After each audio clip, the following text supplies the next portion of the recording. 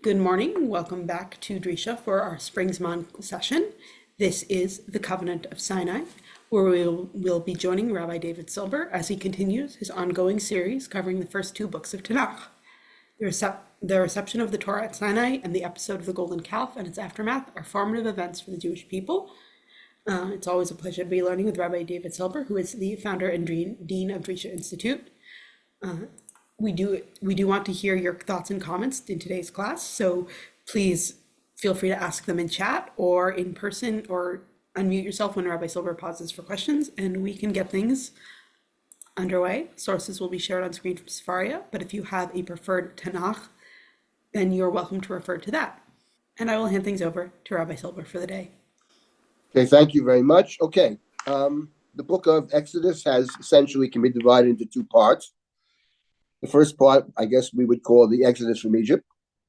And the second part, the journey through the desert. The book concludes with the building of the Mishkan, successful building of the Mishkan. Of course, before the Mishkan is built, after the instructions and before it's built, there's a major bump in the road called the Golden Calf. I hope we get there. Last week, I actually picked up with the very end of the book of Breshit, the truth is that I had a lot to say about that I think we did not cover in the past, but I'm going to just leave that for now. And we've gotten up to chapter 18. I did want to say one thing, though, about the very end of the previous book before we jump into chapter 18, the story of Yitro. And that is that the very end of the book of Breshit, we have the conversation between Joseph and his brothers. The brothers, of course, as we all remember, suspect that after the death of their father Yaakov, that Joseph will take revenge upon them. Very reminiscent of what Esav said after Yaakov takes his blessing, the blessing that was intended for Esav. Esav said that after my father dies, after my father dies, I'm going to kill my brother. So along the same lines, the brothers, after the death of Yaakov, which is recorded in chapter 50, first part of chapter 50, end of 49, and the brothers think that now that Yaakov is gone, that Yosef may, in fact, they think he plans to kill them. They even offer themselves as slaves, and Joseph reassures them, no, it's not my intention. This is all part of God's plan. And then Joseph speaks to his brothers about someday God will redeem you and bring you back to the land of Avram. Yitzchak and Yaakov, take me with you. Very striking that Yosef speaks about the land of Avram, Yitzchak, and Yaakov at the very end of the previous book, whereas Yosef had named his first son Menashe, which means forgetfulness. God has enabled me to forget my father's house. The same person at the end of Breshit is talking about God will bring you someday to the land of Avram, Yitzchak, and Yaakov. The transformation of Joseph is not our topic, though it's extremely interesting. What exactly impels Joseph or causes Joseph or enables Joseph to rethink everything, to rethink why he's there, to rethink where his goal, where the place he wants to end up should be, etc. That's not our topic for now. But I did want to say one thing about what Joseph said at the very end of the book of Breshit, which will be relevant to us down the road. And was already relevant to some extent previously in the book of Shemot. And that is, at the very end of the book of Breshit, Joseph said, Pokod yifkod Elohim etchem. Someday God will redeem you. Pokod yifkod. Right at the very end of the book of Breshit. And you will bring my bones up with you. That's what Joseph said. In this past week's Torah reading, we have exactly that. The Torah says that when they're leaving Egypt during the Exodus, Vayikach Moshe et atzmot Yosef imo, that Moshe took the bones of Joseph because Hashbeah Hishbiah, Joseph had forsworn, he had imposed an oath upon his brothers that when you leave Egypt, take me with you, take my bones with you. Joseph was buried in Egypt, but he imposed an oath upon his brothers when God redeems you. Pakod Yivkod. The prophecy of Joseph. It's really the real prophecy. Up to that point, Joseph's just a dreamer. Okay, he talks about dreams. Dreams come true, but He speaks at the end of Genesis like a prophet. Someday, God will redeem you. Take me with you. And previous week's parsha, Moshe takes Joseph's bones. So the language is interesting. Pakod yifkod. And I did want to say something about the words pakod yifkod, which is relevant to our future study and was relevant to the past. And that is, if you remember the beginning of this book, the beginning of Sefer Shemot, Moshe is enlisted by God to redeem Israel, take Israel out of Egypt. And Moshe, as we all know, is not anxious to take this job. In fact, he refuses several times, each time with a different excuse. One of the excuses Moshe gives, as we all recall, is that the people will not believe me. They're not going to believe. Well, who am I? They're not going to believe that God empowered me to take them out of Egypt. And God reassures Moshe that they will, in fact, believe him. And when Moshe finally goes to the people, let's find this verse. It's the last verse of chapter 4. Moshe goes to Egypt. His brother Aaron accompanies him. And Moshe says, or Aaron speaks, Aaron's his spokesperson. Vayidaber Aaron, next to last verse of chapter 4, verse number 30. Vayidaber Aaron et kol hadvarim asher divrei Hashem Moshe. Vayas otot v'nei ha'am. He performs the miracles before the people, the signs. Vayamein ha'am. And the people believed. What did they believe? Vayishma'u ki pakad Hashem et bnei Yisrael. V'chirot and yom. Vayitu vayishtachavu.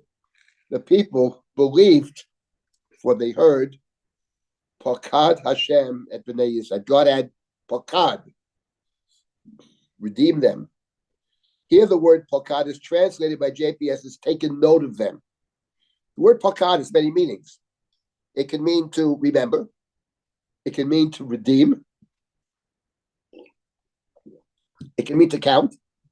Chomesh HaPekudim, the book of Numbers, this is the book of the Pekudim.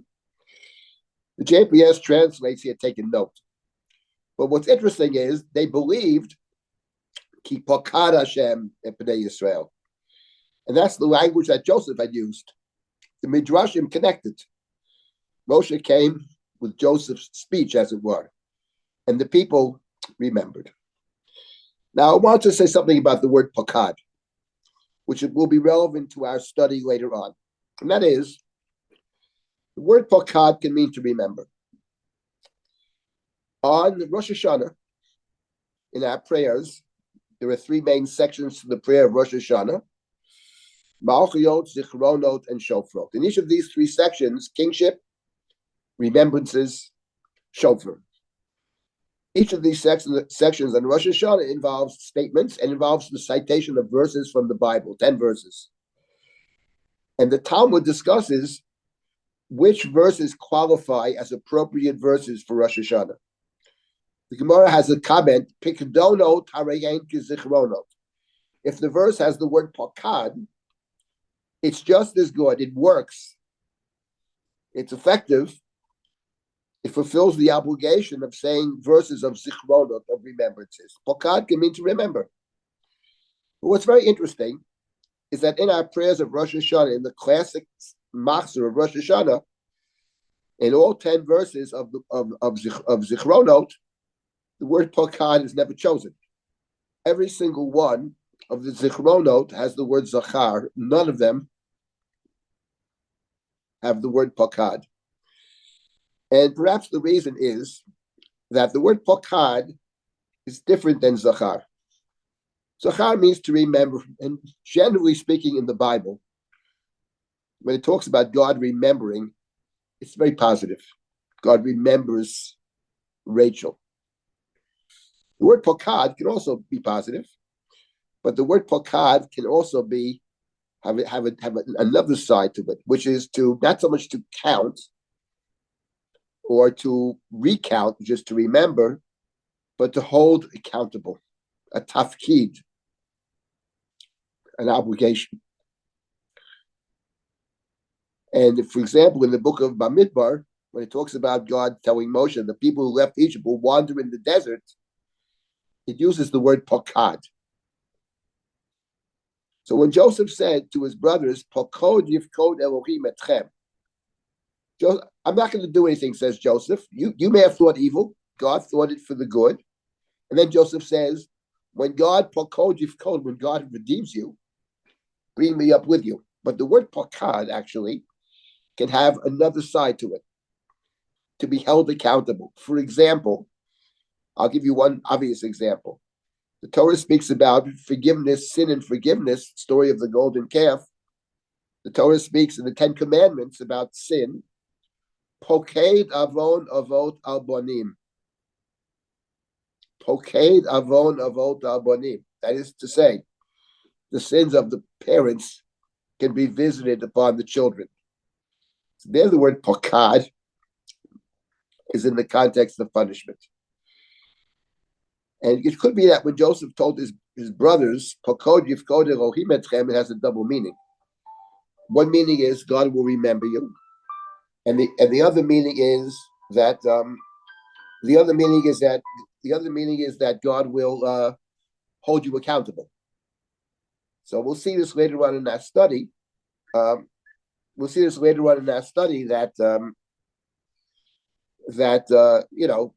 there will be this idea of pokad. Joseph then is the end of the book of Bereshit is really setting up his book. The word pakad can mean to deliver. The word pakad can mean to hold accountable. One last thought about Joseph at the end of the book of Bereshit. Joseph imposes the oath upon his brothers that when God redeems you, take me with you. We're going to start with chapter 18 of the book of Shemot, story of Yitro, the prelude to the receiving of the Torah, 10 Commandments, the covenant of Sinai, the golden calf, that's our topic. But in the beginning of Parshat Yitro, I think we started the first couple of verses way back when. Yitro comes to Moshe in chapter 18. By Yishma Yitro. He comes to Moshe and he brings with him Moshe's wife and it says her two children. And one of whom is named Gershom. Kiyomar Ger Hayiti B'Eretz Nachriya. That's the beginning of chapter 18. And the second is named Eliezer. Elohei Avi B'Ezri Vayatzil Reini Mecherev Paro. I want to say something about the names, and that is, the Torah said at the end of the previous book, when Joseph dies, he dies at age 110. Joseph lives till 110. I read someplace or other that in Egypt, old age, to live a full life, was to live to 110. And that's certainly a possibility. But what the Chumash says, actually, in the beginning of Sefer Bereshit, that the human being's age is limited to 120. Moshe lives to 120. Perhaps the idea of Joseph dying at age 110 means this. At the end of Joseph's life, he fully understands the story of Mitzrayim. He fully understands we need redemption from Egypt. It's not clear that his brothers understand that, but he understands it. And just as Jacob imposed an oath upon Joseph to bury him in the land of Israel, so too does Joseph impose upon the brothers. Joseph says, listen, we need God's redemption. He understands that we are in a bad place. But Joseph dies at age 110. What that means is Joseph at the end of his life understands exactly what has to happen, but he's not capable of making it happen. He is embalmed and buried and placed in a coffin in the land of Egypt. And the next book, our book, is about Moshe. And what Moshe is doing then, one way to understand Moshe, He's continuing what Joseph started. Joseph explains to them what has to happen, but he can't do it. And Moshe picks up what Joseph left off, which perhaps is the significance of Moshe himself taking the bones of Joseph, even though the oath was imposed upon all of Israel, not just upon Moshe. Vayikach Moshe tatzmot Yosef imo. And if you think about it, I've mentioned this in the past. It's actually very interesting that Joseph has two sons, Menashe and Ephraim. And the Torah gives us the reasons for the names. The first one is Menashe. God has enabled me to forget my father's house and suffering. That's the name Menashe. It's about forgetting your past. The second son, he named Ephraim. Ifrani Elohim Be'eretz Ani. God has made me fruitful in the land of my suffering. The land of my suffering is Egypt. Nonetheless, says Joseph, I'm able to succeed in this place, which is a place of suffering. Ifrani Elohim Be'eretz Ani. In the next book, Moshe has two children. The first is named Gershom. Ger Hayiti Be'eretz Nachriya, says Moshe in chapter 2. That presumably refers to Egypt, not just the place of suffering. It's not my place. Moshe runs off to Midian. Listen, I'm happy in Midian. I got a wife, I got a family, I got a Yisro and everything. Formerly, I was in a place that was not my place. And in chapter 18, we discover he has a second son named Eliezer. Why is he named Eliezer? Elohei Avi Be'ezri, the God of my father, help me and save me from Pharaoh's sword. Elohei Avi Be'ezri is exactly the opposite of what Joseph said about Menashe. Thank God I can forget my father's house. Says Moshe, the second son is Eliezer. Elohei Avi Be'ezri. The God of my father is the God who helps me. So it's come full circle. So one way to understand Moshe is he's picking up where Joseph leaves off. It's interesting that if you think of it this way, it's always like this. There's some people who understand what has to get done, which is always the first step. They fully understand it, but it doesn't mean they're able to do it. They understand it, yes, but they're not capable of doing it. And someone else has to come and pick up where they left off and make it happen. And if you think about this process, and I mention this because we're in chapter 18 of the book of Shemot, and that's where the names of both of Moshe's children are mentioned. And if you think about this process, it didn't really begin with Joseph. It begins with Jacob, because Jacob imposes the oath upon Joseph. Jacob says to Joseph, I'm imposing an oath upon you that you don't bury me in Egypt. I want to be buried back with my ancestors, with my parents, with my ancestors back in the land of Canaan. That's Rabbi what Jacob Silber, said. Rabbi Silber, is it Yes. unusual that he had Eliezer and Aharon had Elazar? It's like unusual, no? Is it unusual? I mean, I don't know if it's unusual or not. The Torah does not explicitly say much about Eliezer. Ben Meshach, he's in charge of Avram's household. That is the case. The Torah doesn't say much. Eliezer, of course, is Abraham's main helper. He's the one who in charge of the household.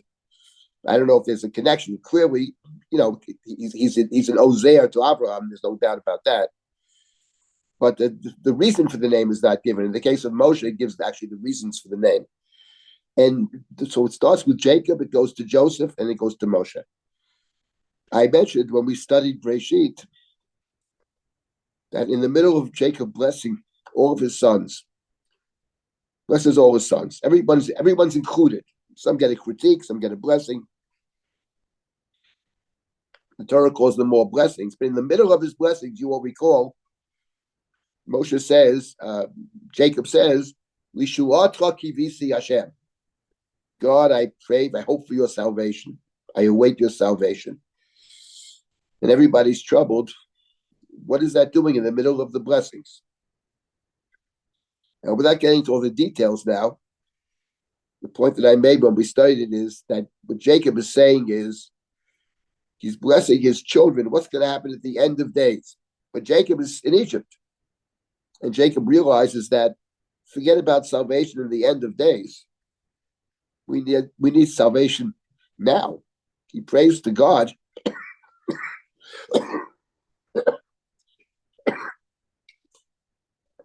that God redeem us now. And only Jacob understands the need for redemption. At that point, nobody understands the need for redemption. Joseph later understands it through Jacob's intercession. Jacob is Joseph's teacher. At the end of Sefer Bereshit, Joseph says, God will redeem us. But Jacob was the first one and the only one to understand that going down to Egypt is the beginning of exile, is galut. The others living in the luxury of Egypt, they have land, they have property, they're well fed by Joseph. Until the very end of the book, Joseph understands at the end, we need redemption. So the first step in redemption is understanding that you need redemption. That's Jacob. He passes it on to Joseph, and then Moshe picks it up from there. And that's what we have in the beginning of chapter 18. When Yitro comes to visit Moshe, we'll start this right now, the Torah gives us the names of Moshe's children. Moshe is a continuation. It's what Joseph might have done had he lived more, but he dies at 110, doesn't make it to 120. So Moshe picks up the tab, picks it up where Joseph leaves off. That's what I wanted to mention last week, among other things. We'll leave that for now. Now we will begin with the story of Yitro in chapter 18. Okay, chapter 18. We're all set to go now. Covenant of Sinai. Okay, so chapter 18 has two parts. The first part is about the visit of Yitro to Moshe. He comes with the wife and the kids. That's the part one. That's chapter 18, verse 1 up to verse number 12, up to including verse number 12. And the second part of chapter 18 is Yitro's advice to Moshe about how to administer justice to the people. So those are the clearly two different parts to this chapter. Let's begin with a question that every commentary on the Torah asks, more focused on part 2 than part 1, but it's the same question. It's relevant to both parts. And that is, when does this story take place? When does the story take place? Is this in chronological order or not in chronological order? Why is there a reason to suggest that it's not in chronological order? So there are two reasons, at least two reasons why someone would think that chapter 18 is not in chronological order. Now, of course, we know that in general, it's Rashi who says that the Torah is never necessarily in chronological order. Ein mukdam u'ma'ucha b'Torah. There is an order to the Torah, but it's not necessarily chronological. It could be conceptual, based on the stories, based on the ideas. That's Rashi. Most of the other classical commentaries on the Torah presume that the Torah is, generally speaking, in chronological order. Over here, there are two problems. One problem is that in the second part of chapter 18, Moshe is sitting to judge the people. That's how chapter 8, verse number 13 says. We'll get back, we're going to start from the beginning again, but in verse 13, Moshe is sitting to judge the people. And many are bothered. We didn't get the laws yet. That's what bothers them. The laws are given, the 10 Commandments are in chapter 20, the Mishpatim are chapter 21, 22, 23. So it would make much more sense to talk about judging after we have a set of laws. We have a law book, and we have judging. Now, of course, it's not that strong a question in my view, because every community has laws, whether it's the Torah and the attendant laws or some other set of laws. They speak about the laws that were given at Mara, but every community has laws. So you can't have a society with no laws. So it's not really the end of the world, but that is a reason some give to suggest that the chapter is not in chronological order. There is, of course, an additional reason, which the Ramban deals with. We're not going to deal with it now, but the Ramban is bothered by something else, which is later on in the Chumash, in the book of Bamidbar. There it says, chapter 10, that Moshe spoke to Chovav, the son of Reuel.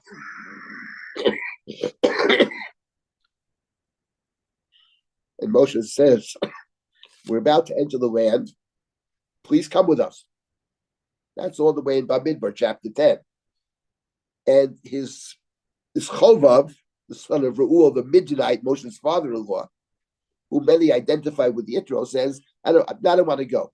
Please come with us. Please come with us, says Moshe.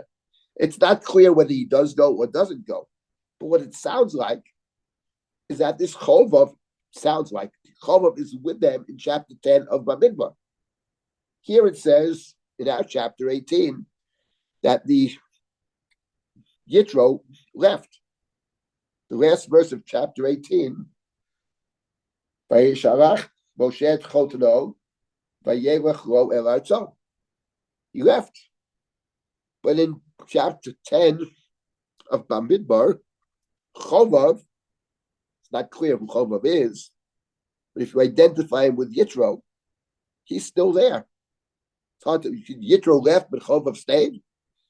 How do you resolve that problem? That's another reason to suggest that our chapter is not in chronological order. That question was asked by the Ramban. And the Ramban, maybe we'll get to the Ramban in the future, maybe not. But those are the reasons to suggest that it's not in chronological order. I want to make the one point about this, then we'll start over with chapter 18.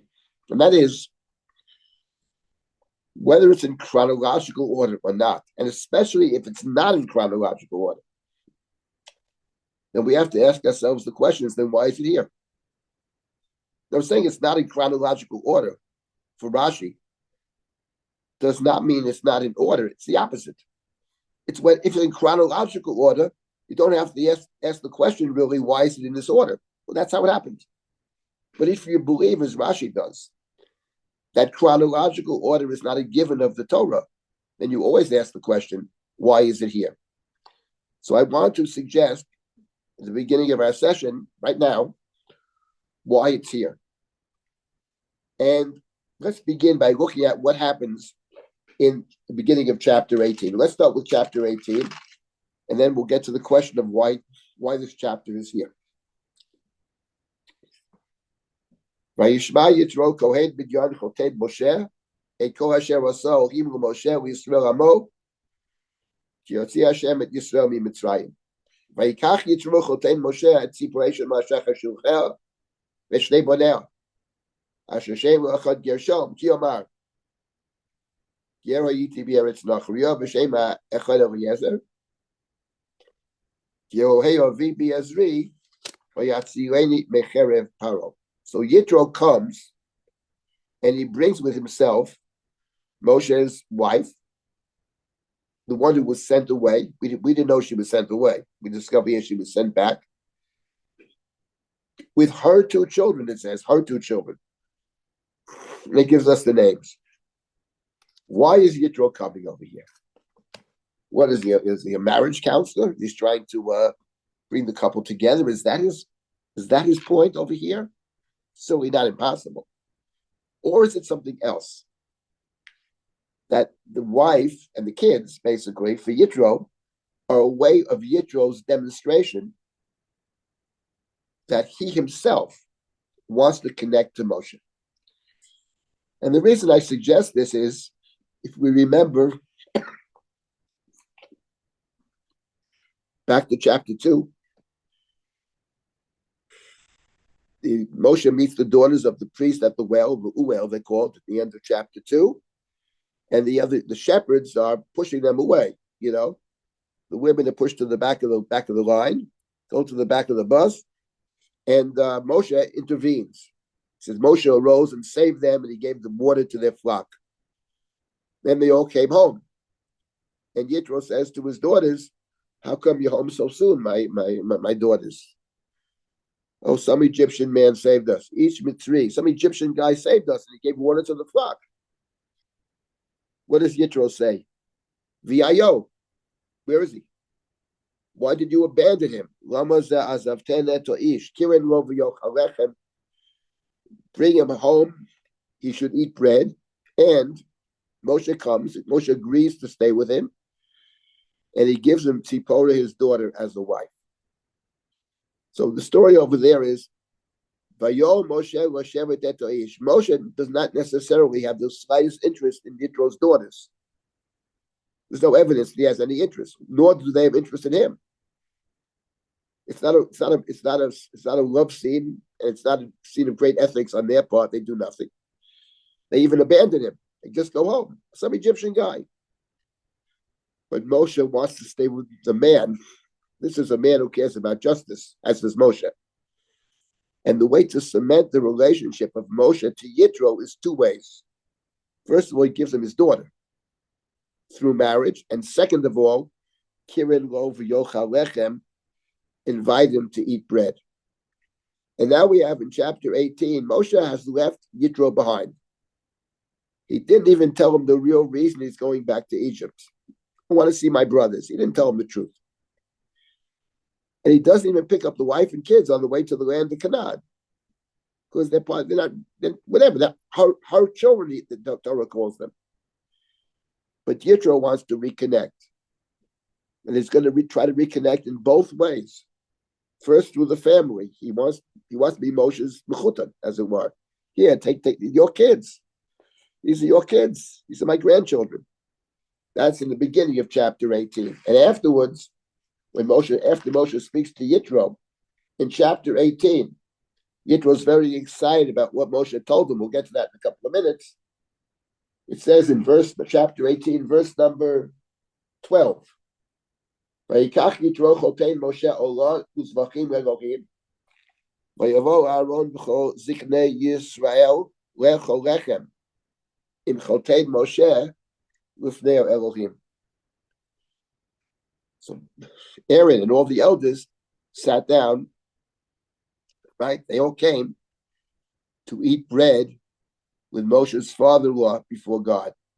Here we have exactly the two ways that Moshe connected, that Yitro connects to Moshe in chapter 2, through the wife and through the lechem.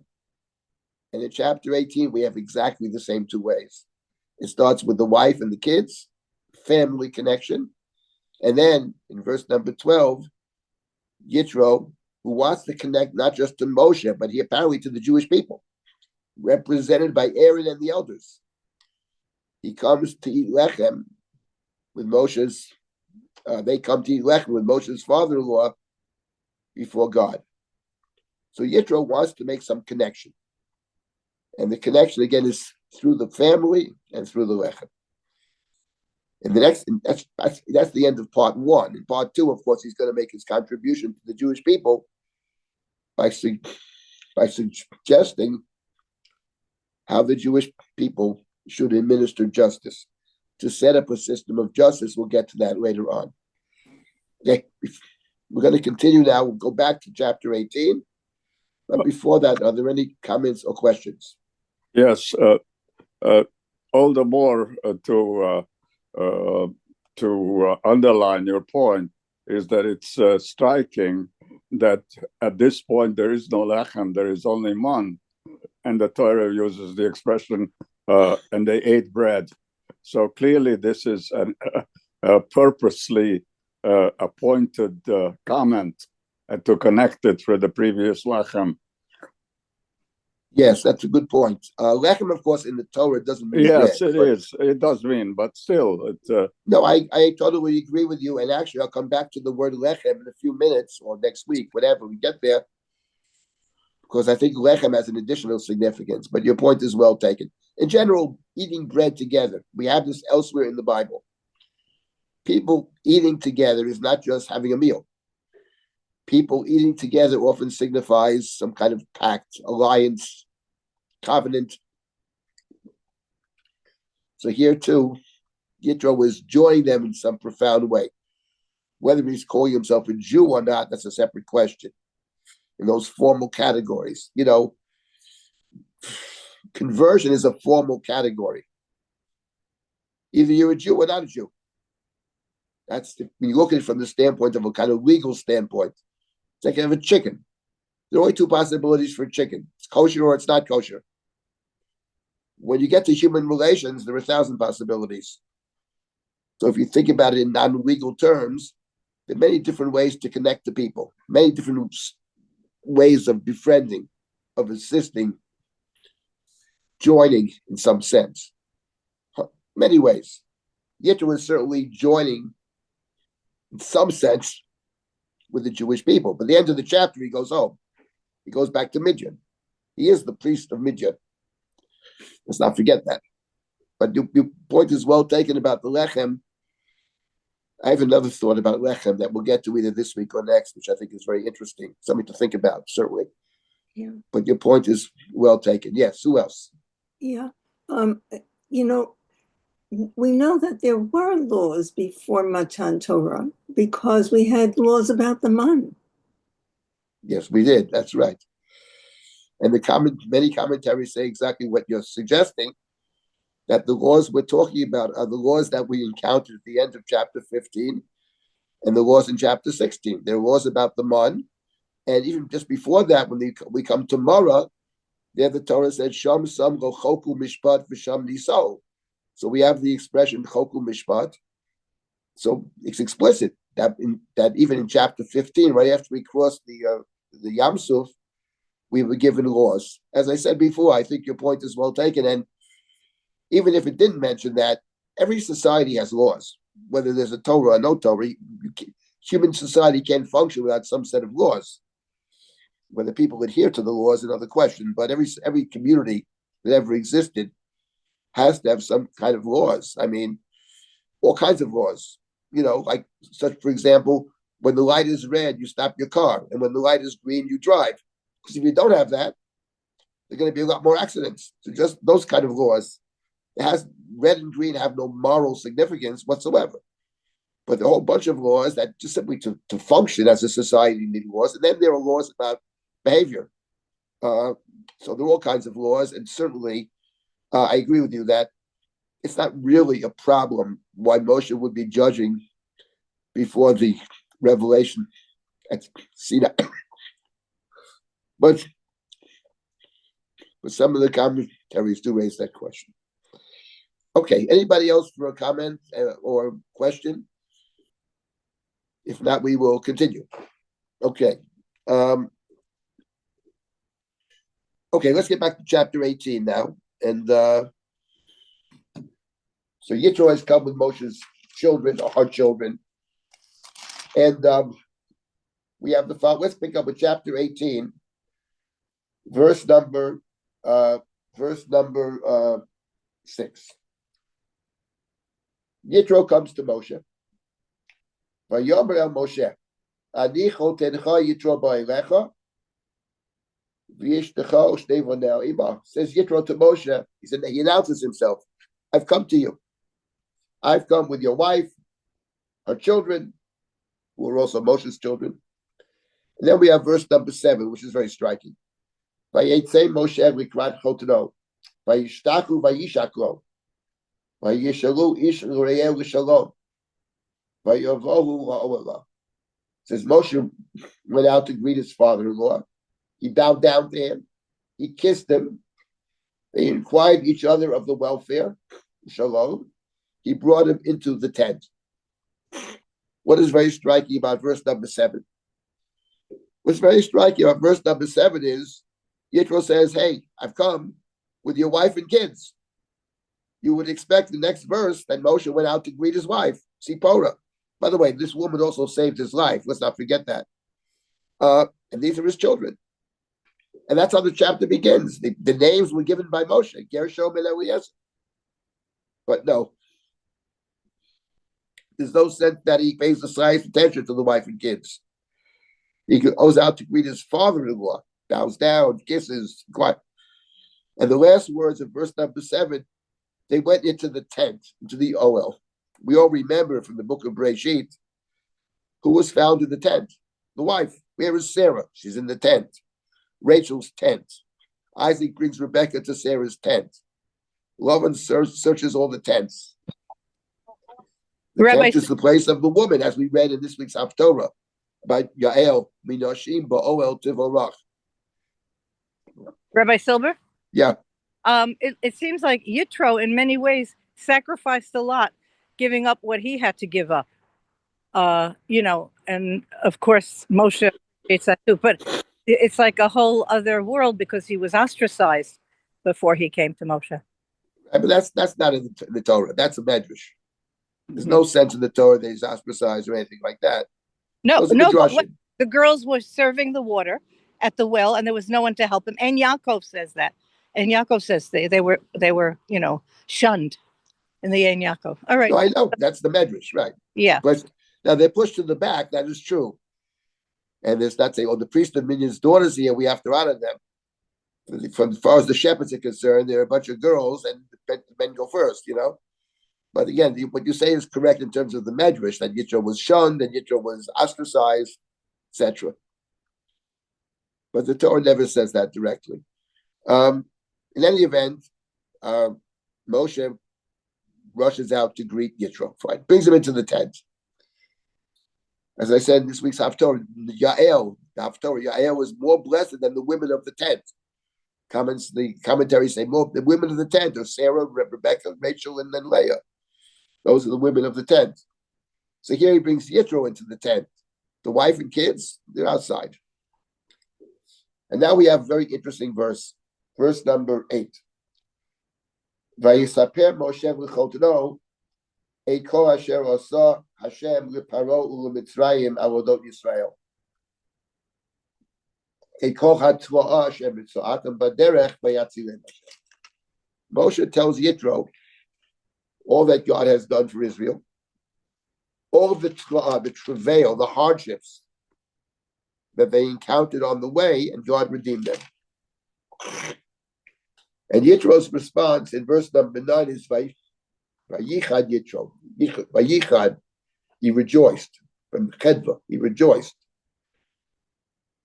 about all the good. Kol tova asher asa Hashem liYisrael, asher hitzilo miyad mitzvah. Yitro rejoiced about all the good that God had done to Israel, that God had saved them from Egypt. Vayom Yitro, and Yitro said, Baruch Hashem, blessed is this God, asher hitzil etchem miyad Mitzrayim u'miyad Paro, asher hitzil et mitachat yad Mitzrayim. Blessed is the God who saved you from Egypt, and Pharaoh, who saved the people from Egypt. 3 times the word lahatzil is found, saved. Ato yodati, now I know. Ki godol Hashem mikol el. Now I know that your God is the greatest God. Ki badavar asher zadu alehem. By the result of the schemes that Egypt had schemed against the people, and your God saved them, your God is the greatest God. Now here the question is obvious, which is this. Chapter 18 begins with the verse, Vayishma Yitro. Yitro heard. Yitro, Moses' father, had heard all that God did for Moses and for Israel, that God had taken the people out of Egypt. And that's why he comes. That's why he comes. And suddenly Moshe brings him into the tent, and he tells them something, and Yitro goes crazy. Wow, this God is amazing. There's no God like this. What did Moshe tell Yitro, beginning in verse number 8, that Yitro did not know in verse number 1? Before I get to the suggestion I want to make, I made in the past, I want to point out something else. That 3 times, beginning in verse number 8, we have the verb lahatzil, to save. And we remember back in chapter 2, when his daughters come home from the well, and he says, how come you're home so early? They say to him, Ish mitzri hitzilanu miyad haroim. An Egyptian man saved us. Hitzilanu. And Yitro says, what? He saved you? Where is he? Call him to eat bread. Get him right away. And now we have the same verb. In other words, the same response he had in chapter 2 to the word hitzilanu is the same response Yitro has in chapter 18, when Moshe tells him something he did not know. What didn't he know? What he doesn't know is what Moshe says in verse number 8. Kol hatla'ah Hashem mitzva'aton baderech. What does tla'ah mean? Tla'ah, le'ut, means the weariness, the difficulty, and the weariness. In other words, says Moshe to Yitro, let me tell you about this God, because he had heard great success. God took Israel out of Egypt. Maybe heard about the 10 plagues. Maybe heard about the splitting of the sea. This powerful God. That's what he heard. Says Moshe to Yitro, let me tell you about our God. God is a matzil. God saves the weak from the strong. That's what Yitro responded to back in chapter 2. How come you're home so soon, girls? The Egyptian man saved us. He gave us. He didn't let them push us around. Really? Where's this guy? That's what Yitro cares about. I call justice. This God sees the weariness of the people. That's the story of Mitzrayim. That's what God saw. God saw the suffering. God saw the slavery. God saw Israel being beaten down. And that's what Moshe says. That Yitro didn't know about this God. That God takes the part of the one who was weaker. And when Yitro hears Vayatzilem Hashem, that's his response. Vayichad Yitro, he rejoices. And the Torah says the word lahatzil, right? Vayatzilem Hashem is verse number 8. And Vayichad Yitro, Asher hitzilo miyad Mitzrayim in verse number 9. Baruch Hashem Asher hitzil in the beginning of verse number 10. Asher hitzil twice, 3 times. We have Yitro saying the same word, hitzil. Now I know this God is different. It's not about powerful, not powerful. It's the God who cares for the weak. God who cares for the weak is my kind of God, says Yitro. Now, why do I emphasize this so much? Well, one reason is because it answers an obvious problem. What did he discover now that he didn't know in verse number 1? But there's a deeper point over here. And this deep point is found, actually, the core of it is found in the Ibn Ezra. And I've spoken about this many times. The Ibn Ezra raised the question, and many have raised, and we began our session today. Why is this story here? It could be in chronological order, but there's good reason to say it's not in chronological order because of the story in the book of Bamidbar. He seems to be around this whole time. Here it says he sent him home. It says the Ibn Ezra, it's not about chronological order. There's a conceptual order over here. Because Yitro, chapter 18 follows chapter 17. What do you have in chapter 17? At the end of chapter 17, Vayovo Amalek. We have Amalek. When does Amalek come? When does Amalek strike? Vayovo Amalek. Because we weren't in the vicinity of Amalek. Amalek travels a distance to get us. What Amalek responds to is people's weakness. In a particular chapter 17, the Torah said that the people had questioned, Hayesh Hashem b'kirbenu imayin. People, is this God really with us or not? That was the people's question in chapter 17. It's kind of a spiritual, what do you mean is God with us? God brought us across the sea, God gives us water, God gives us food. But the people still have doubts. In fact, in the book of Devarim, Parsha Zachar, there it talks about Ata Ayef v'Yageya. You were weary. That's when Amalek comes. Weakness for Amalek is an opportunity to attack, whether it's physical weakness, whether it's spiritual weakness, either way. That's when Amalek attacks. Amalek is the snake. Amalek finds the weak point. That's the weak point. And Yitro is the same, but the opposite. He's the same, but the opposite. Yitro sees weakness. But Yitro tries to address the weakness and to help people overcome the weaknesses. That's also the next story of the judging. He's going to say to Moshe, you're too tired to do this. You can't possibly judge by yourself. So Yitro and Amalek are actually two sides of the coin. They both respond to the same situation. They respond to weakness. Yitro's response is to strengthen, and Amalek's response is to take advantage of the weakness and to attack. There's more to say about this, and we will say more about it. But before I stop and take comments or questions, I wanted to make one other point that was raised earlier about Kiren Lo V'Yochal Lechem. It's something I've wondered about for a long time, about the word lechem. Lechem is food. It can be bread. It's food that sustains you. Yitro comes to eat lechem with Bnei Yisrael. What about Amalek? What does Amalek come in chapter 17?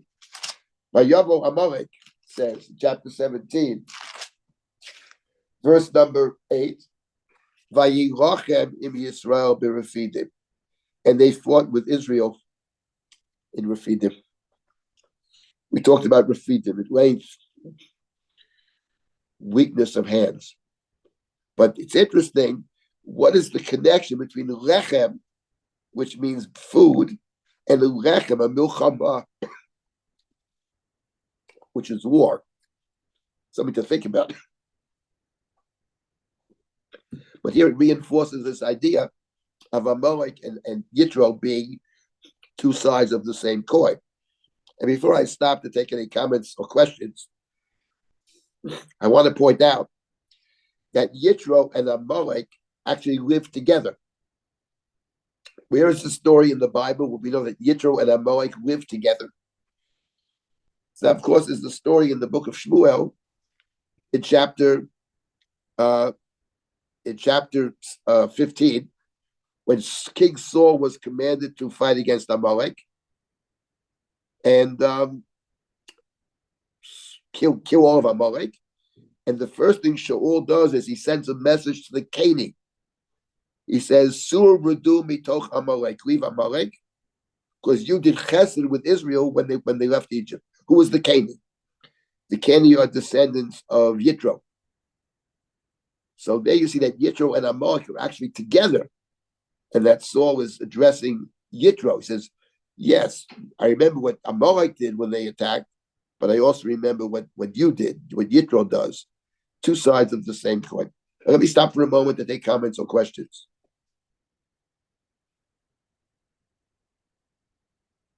Are there any comments or questions? Kayla? I was just, I'm sorry. Tova, yes. Yeah, I was just wondering, about the midrash that Zipporah circumcised the boys. How does the midrash get that from Torah? No, actually circumcised is actually explicit in the Torah. It's not a midrash. It says it. In chapter 4, Moshe is coming back and God tries to kill him, and Zipporah took a rock and circumcised their son. That's not a midrash. That's in the Chumash, actually. That's explicit. And then she said, you are a bloody husband. You are chatan damim. So that's explicit. I mean, it's rather remarkable that she saves his life. She circumcises their son. And apparently, he was going to go to the land of Canaan, leaving her behind. Yeah. Now, he probably sent her away initially, maybe for her own protection. That's possible. But he is not making a stop in Midian to pick her up with his own two children, I would add. And the Torah, I think, makes the point. It calls the children her children. Yeah. It doesn't call them his children. And you can see that Moshe is maybe thinking, listen, the kids were a connection to Yitro. Once he leaves Yitro, he also leaves the children. Look, he's not father of the year. You know what I mean? That's not his role. He's the teacher of the people. It's hard to know. The Chumash doesn't actually explain it. But we do know that his two sons in the Chumash don't amount to anything. And in fact, his grandson, it would appear, in the book of Judges, is the one who was the Levi who becomes a priest for the tribe of Dan, who set up a kind of idolatrous temple. Mm-hmm. That's the reality. But Moshe is the leader of the people, but in terms of his own family, he doesn't really have much of a family. He has no succession in his family. At the end of the day, the one who succeeds Moshe is his pupil, is his protege, Joshua, and is not his own family. That's just what the Chumash says. That's the reality. We can't deny that. There are midrashim about whether he still, to what extent he cares about his children. That's a separate question. But in the plain reading of the Chumash, I mean, it's explicit. He was going to leave them behind. Yeah. Anybody else for a Yes, comment? Moshe really didn't have a father. He had many mother figures, as we read in the Torah. They're very important in saving him and in raising him. But he had no father, and his Right. real lack in his own psychology is he needs You can a father. psychologize it, as God said, I'm the God of your father, the God of Abraham, the God of Isaac, and the God of Jacob. His father is Abraham, Isaac, and Jacob. We talked about that in some length, and the significance of Abraham, Isaac, and Jacob as Moshe's father. Right. He's the son of Abraham, Isaac, and Jacob because God speaks to Moshe. God spoke to Abraham, Isaac, and Jacob. He's the son of Abraham, Isaac, and Jacob because they were covenantal, because they believed in the promise, even though they never realized the blessing at the end of the day. Moshe will be the same. He'll bring the people to the land. He will not enter. Father. It's a conceptual father, not a real father. Right. And so he's a conceptual father. That's right. Yeah. I mean, we could psychologize it. I generally don't like to do that, but you could say the man who has no father of his own doesn't know how to be a father to his own children. That is certainly one way to look at it. He needs a father. It can't be But one. the reality is that these children are not. They don't, in the Chumash, they don't factor in at all. You hear nothing about, in contrast to Aaron. With Aaron, you have the priesthood which passes down from father to son. But when it comes to the teaching of Torah, that doesn't necessarily pass down from father to son. That's for sure. That's just the reality of the Chumash. That's what the Torah says. We don't. And a minor point, there is also at the beginning of the story, there is first he introduces himself, Yisrael, and then they meet. Yes. Then they meet and kiss. It should be the other way around, or. No, he's announcing his presence. I am here, he says. Here I am. He also mentions the kids. I mean, it is possible that his intention was to connect Moshe to the daughter and to the children. That's certainly a possibility. He wants to reunite Moshe. He's a marriage counselor of sorts, or he's family counselor. I wouldn't rule that out as a possibility. I think that's certainly possible. My focus was more not on the family per se, but on Yitro and his connection to Moshe. Well, Moshe Rabbeinu was one friend. His name is Yitro. He has one friend in the Bible. It's a Midianite priest. That's his friend, who may also be his Rebbe, possible. It's Rebbe. But they care about the same things. They care about justice. And I did want to make one other point, which is coming back to this question of chronology. Why is the story here? And I wanted to follow up what I said before. This is an important point, I think. And that is, if we think about chapter 18 as parallel to chapter 2, as we have seen, the daughters of the priest come home and the priest says to his daughters, how come you're home so early? Oh, some Egyptian guy saved us. Where is he? Call him. They want to eat lechem with him. And he gives him the daughter. That's chapter 2. How does chapter 3 start? Chapter 3 is the story of the burning bush, the revelation to Moshe. I am the God of your father, the God of Abraham, Isaac, and Jacob. And Moshe will leave Yitro. Yitro becomes miyutar, he becomes superfluous, because Moshe's mission, which he ultimately accepts, is to save his brethren. And when you think about that, you have chapter 18, which is our chapter, followed by chapter 19. What is chapter 19 about? Chapter 19 is the prelude to the revelation of Sinai, the great revelation, the receiving of the Torah. That's chapter 19. chapter 20 of the Ten Commandments. You have exactly the same order. In other words, you have the the mini revelation was the burning bush. That's chapter 3. The great revelation is chapter 20, the Ten Commandments, 19 and 20. But before you get to the great revelation, you have chapter 2 and chapter 18. What is chapter 2 and 18 about? Chapter 2 is about justice. Moshe cares about justice. Yitro cares about justice. And he doesn't care whom you save either. 2 Jews are fighting, Egyptian and Jew, 2 non-Jews. There's justice. There's do the right thing. You don't beat up on people. You don't take advantage of their weakness, whether it's the women, whether it's the slave. Moshe defends the slave, kills the Egyptian, tries to break up a fight between 2 Jews. Justice has to precede revelation. That's what the Torah seems to be saying in these 2 cases. That's why this chapter is here. And Dafka, if it's not in chronological order, it's even more powerful. Before you get to stand in Sinai, you have to be a mensch, basically. That's the starters. You have to be a good person. You have to understand right from wrong, equity from inequity. That's the first step before you get to revelations. And that's what chapter 18 is going to be about. Yitro is going to teach Moshe how to administer justice. Moshe knows all about justice, but how do you administer justice? And that's going to be Yitro's advice in the second part of chapter 18. So coming back to the question of chronology, for the Ibn Ezra, and the two things do not contradict. What the Ibn Ezra says about Yitro and Amalek is certainly true, and we could probably embellish it as well. It's obviously the case, because they're very similar. Each one sees the weakness, but each one deals with it in a different way. So that connection is certainly there.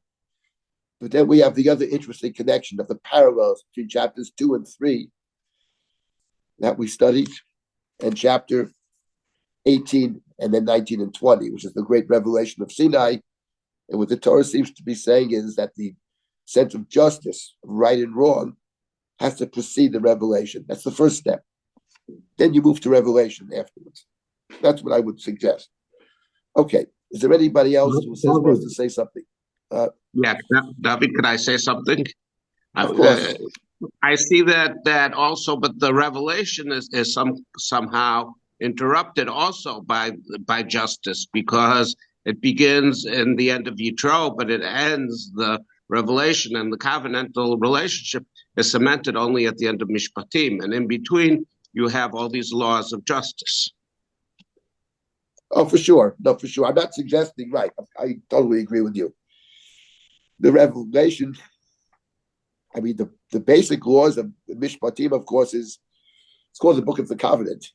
And we'll get to that. I didn't mean to suggest that revelation is not about justice. No, I'm not saying that. No, I didn't say that. I just said that just like the nation also had to undergo some sort of process of justice and being exposed to justice, and that's why the covenantal process is interrupted in order to deal with justice. I agree with you. I think that maybe we formulated that in chapter 18, it's the way to administer justice, but the Torah still hasn't told us what is justice. I think that chapter Mishpatim, which really is about, and we'll discuss that at some length, the Ibn Ezra suggested that Mishpatim actually, interesting Ibn Ezra, that the focus of the Chumash in these laws is about protecting the people that are on the margins. Say, for example, the Ger, which is one example of it. You have to love the Ger. You were strangers in the land of Egypt. You know what it's like. Ger, etc. The widow, the orphan, the stranger. There's no question that the Chumash places a tremendous focus upon that. So, in line with what you're saying, which I agree with 10,000%, it's about 18 is about the administration of justice. There has to be a system to administer justice. You know, one of the problems with justice is, and this is, we're not getting into politics at all, but what we've seen, for example, certainly in the States, is that just getting a trial, in other words, whatever you think of Donald Trump, I don't want to get into Trump, but the fact of the matter is this man was indicted on 4 different counts, never went to trial. There was never a case in court. In other words, the point is you can have all the rules on the books is one thing. But if you can't actually have a system to administer justice, what's the point? Guilty, not guilty, but the trial never happens. You have ways to circumvent the administration of justice. You have lawyers, you have money, you have whatever it takes. So 18 is about a system to administer. And we're going to get more into it. And then, as you say, the revelation is about justice. It starts with slavery. That's how we begin. Slavery, the widow, the orphan, etc. We'll get to all that.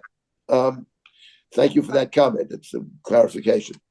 Is there anybody Rabbi else? Silber, Yes. So in terms of what should I say, religious philosophy, where does the sense of justice come from if it has to precede Torah?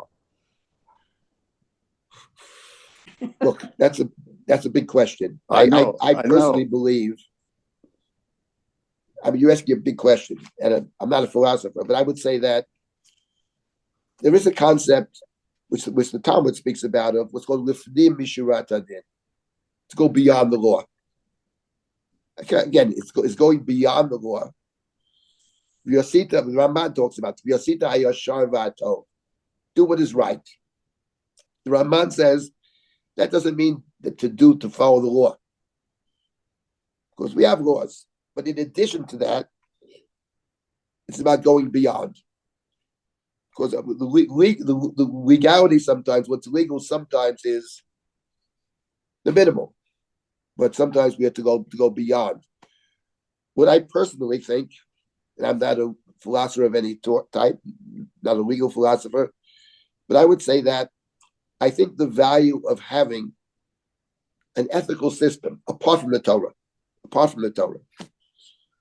is a way to is a barometer to measure what we're doing.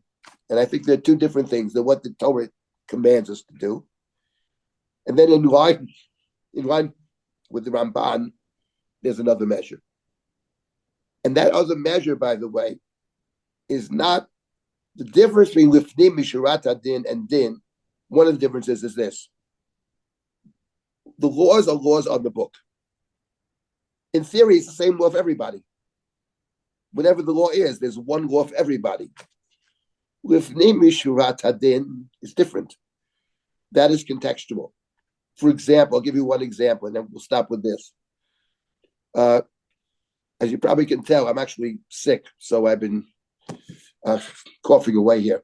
I'll tell you a story. The story's in the Talmud, famous story. The Talmud in the 6th chapter of Bava Metzia tells the following story. One of the Amoraim had workers who were transporting his goods, and in the process of transporting the goods, maybe it was wine, and the barrels broke, and he lost his the goods were damaged. So he took the workers to court. There's a question: in general, when people are transporting stuff, to what extent they're responsible, not responsible, etc. So the workers were poor. Very often, workers in the Talmud are poor, and this particular Amora was not poor. And the judge saw the case. The judge says that they don't have to pay. And so the Amora asked the judge, "Is this the law?" He says, "This is, if this is the law." He says, he quotes a verse from Mishlei to do what is right. So we exempted them from pay. And before they were leaving, they turned to the judge and said, "You know something? We have very poor people. We have no money, and we're going home. We have no food." So the judge turns to the Amora and says, "Pay them their wages." To which the Amora says, "Is this the rule?" "Yes, it's the rule. The path of the just." And here's the point about now: is that the rule? Of course not. The rule is they should pay. They're guilty. They're responsible. So, okay, you want to exempt them, but why should you give them their wages for work they never did? And that's an example, classic example with Nimi Shurat Hadin. Now, the judge has a lot of discretion, whether it's really a din or whether it's a piece of advice. But those things are totally contextual. If they're not poor, of course you don't pay them. And if they're wealthy, they should pay you. So Lifnim Misharat Adin, unlike Din, takes many things into account. And for that reason, actually, there's no such, Din is based upon precedent for the most part. You cite cases, the judges will cite cases. When it comes to Lifnim Misharat Adin, precedent is much less important because every case is different. And the truth of the matter is, if you think about it, society needs laws, but there's a problem with law. The problem with law is, of course, it's one rule for everybody. You have rules, and there's not that much flexibility.